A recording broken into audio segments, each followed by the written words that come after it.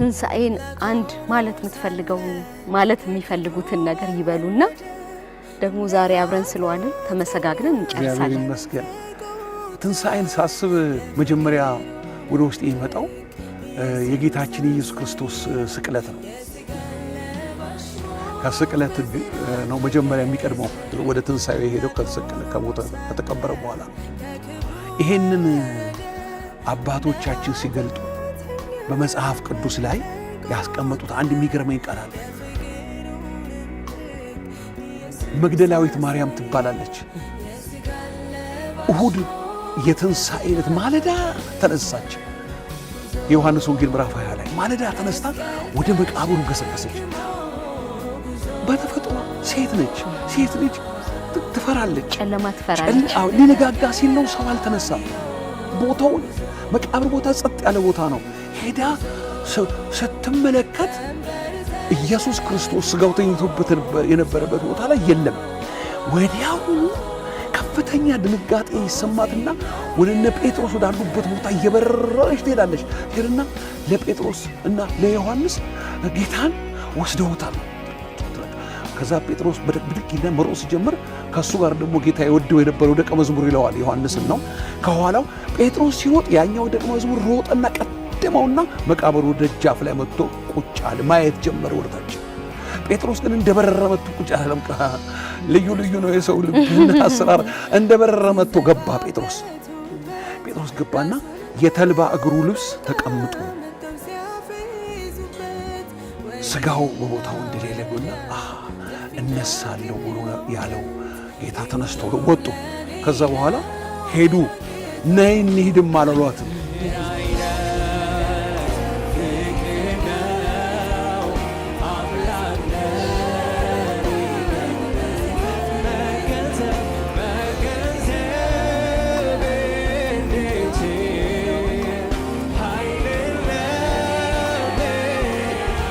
ሴት ልጆች ወደ ቤት ነይ አላሏት። ጠብቀው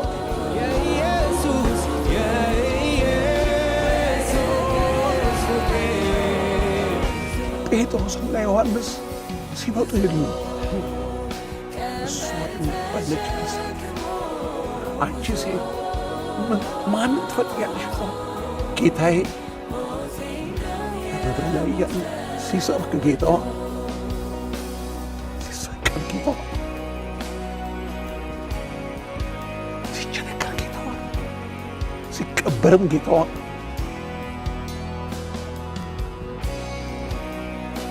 ጌታዬን ቋንቋ ጌታዬ 4 ቀን ሥጋ ነው እኔ ወስደዋለሁ ነው የምትለው። ምን ታደርገዋለች ውስጥ እጆቹን በችንካር ተጠማሁ ዞር ስትል ማርያም ጎኑን በጦር ወግተው ያን ሁሉ መከራ እኔ ለማዳን የመቃብር ጠባቂ ሰው አንተ ወስደው እንደሆን ስጠኝ እኔ ወስደዋል። ማርያም ሲላት ረቡኒ ማለት መምህሬ ማለት ነው። ረቢ ማለት በዕብራይስጥ መምህር ሆኖ ረቢ መምህር ነው። ረቡኒ ግን ፐርሰናል መምህሬ ማለት ነው። ያለ ጊዜው የፍቅሩ ኃይል እንዲገለጥ ያደረገው መገለጥ የለበትም በዛ ሰዓት። በኋላ እኮ እግሩን ይዘው ሁሉ ሰገዱለት ይላል። ና እጅህን አምጣ አለው ቶማስ እንካኝ አለው። አሁን ግን ገና ነው፣ ጊዜው አይደለም። ግን ያለ ጊዜው የሚገልጥ ፍቅር ውስጡ አለ። አሁንም ታይትል የሌላቸው ፓስተር፣ ሐዋርያ፣ ነቢይ የማይባሉ ኢየሱስ ክርስቶስን በግል የሚያውቁና የሚወዱ የሚያውቃቸው የሚገለጥላቸው በዓለም ዙሪያ ምናልባት ሰዎች ፕሮቴስታንቶች ወይም ኦርቶዶክስ ሆነ አይደለም፣ ለክርስቲያኖች ለፕሮቴስታንት ቢሆን ለኦርቶዶክስ ቢሆን ለካቶሊክ ቢሆን ከልባቸው ጋር ጉዳይ ያለው እውነተኛ ፍቅር ለሱ ያላቸው አሉ። እኛንን በሃይማኖት ስም የተከፋፈል ነው እንጂ እሱ አንድ ነው። አሁንም ለሚወዱት ይገለጣል። ይሄ ነው የምናገረው። ያ ነገር አብዝተን ነው የምናመሰግኖት። ይህን ስናገር አልችልም። ለዚህ ማለት የደስታን እግዚአብሔር ይባርክሽ። አሜን።